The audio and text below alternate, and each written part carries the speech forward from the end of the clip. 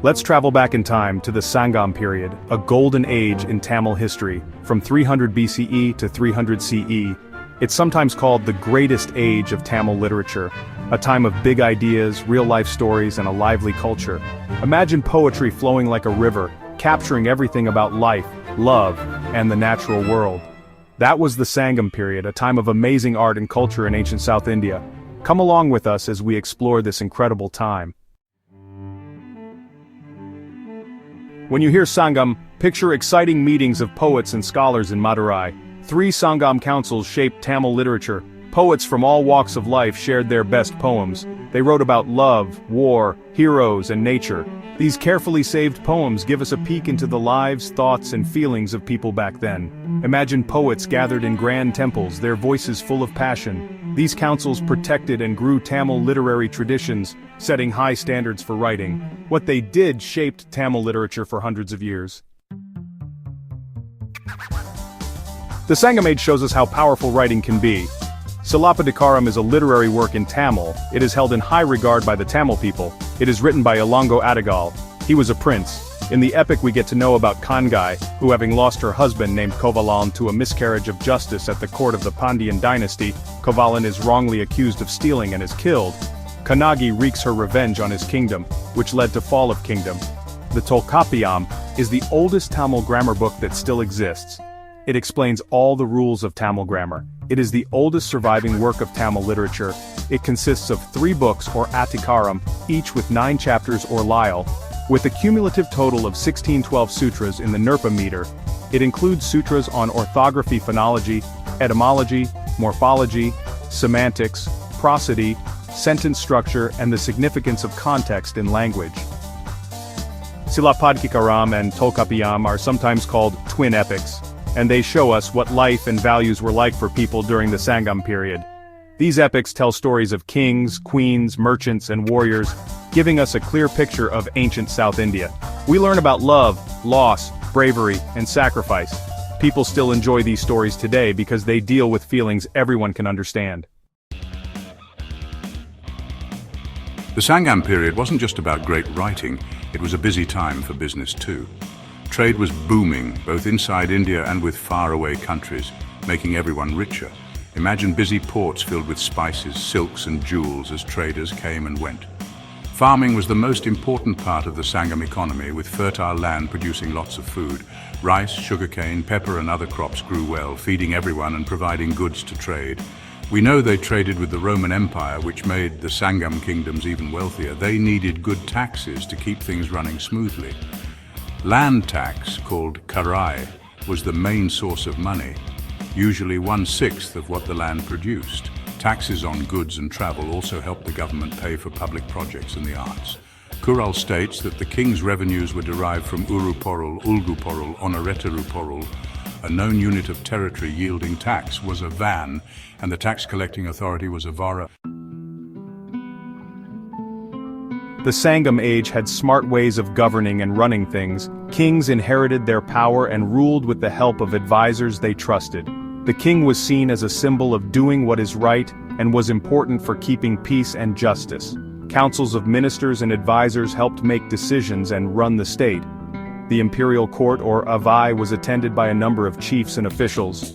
The king was assisted by a large body of officials who were divided into 5 councils. They were ministers or amaichar, priests or anthanara, military commanders or senapati, envoys or thuthar, and spies or orar. Fairness was very important, and kings were expected to do what was right.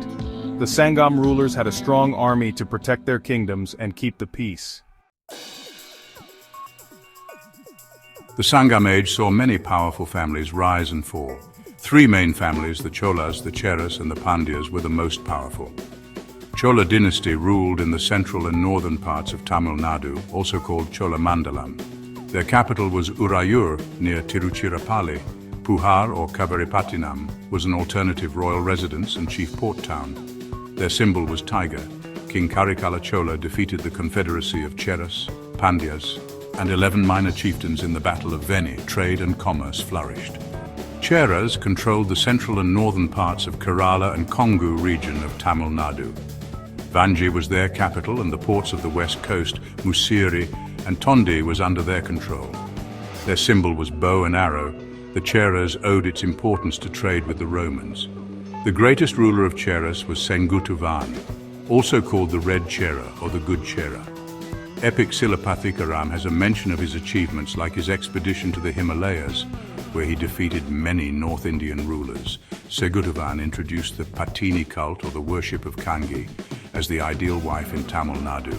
He was the first to send an embassy to China from South India. Pandyas ruled from Madurai. Korkai was their main port. It was famous for pearl fishery and chank diving. Their symbol was fish. Trade was prosperous. Sati, caste, idol worship was common. They adopted the Vedic religion of sacrifice and patronized Brahmin priests. Korkai was also the capital and port city of Pandyas. The third capital was Tenkasi. Until the end of the 16th century, the Pandyas revived under Kadungon, who reigned from 590 to 620 AD, helped to disestablish Kalabras in South India. These families sometimes fought for power, but also worked together, creating the exciting world of the Sangam age.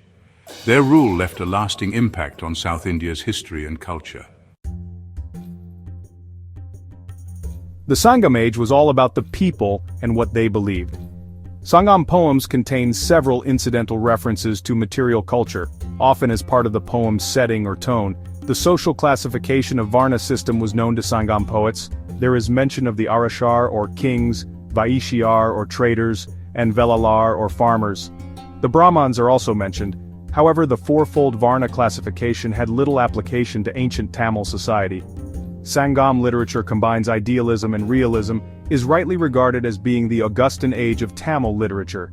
Sangam literature reflects a belief in sacred or magical forces called Ananku that were supposed to inhabit various subjects. The job of carrying out rites and rituals to control the Ananku was that of groups such as the Pariyans, Tutiyans, Panas and Velans. In the Tamil region, large landowners were called as Velalar. Ordinary ploughmen were known as Ujavar. The landless laborers, including slaves, were known as Kadai, Siyar and Adimai. In the northern part of the country, the village headman was known as the Grama Bojaka. There were men and women such as the Dasa Karmakara, who did not own land and had to earn a living working on the fields owned by others. Even though there were different social groups, Sangam writings tell us that people could improve their lives through talent and hard work. Religion was a mix of local traditions and new ideas from North India. Worshipping ancestors, nature, and local gods was important. The Sangam age was a time of change, with different social groups and changing religious beliefs. As we finish our trip through the Sangam age, we're amazed by this civilization that thrived over 2,000 years ago. It wasn't just a period of time, it became a part of Tamil culture. The Sangam period's literature, beliefs, and government have influenced Tamil culture and beyond. We can still hear the voices of the Sangam poets today. They remind us of the beauty of human feelings and the power of writing. Let's appreciate and learn from this golden time in history. By understanding the past, we can appreciate the present and see the future more clearly.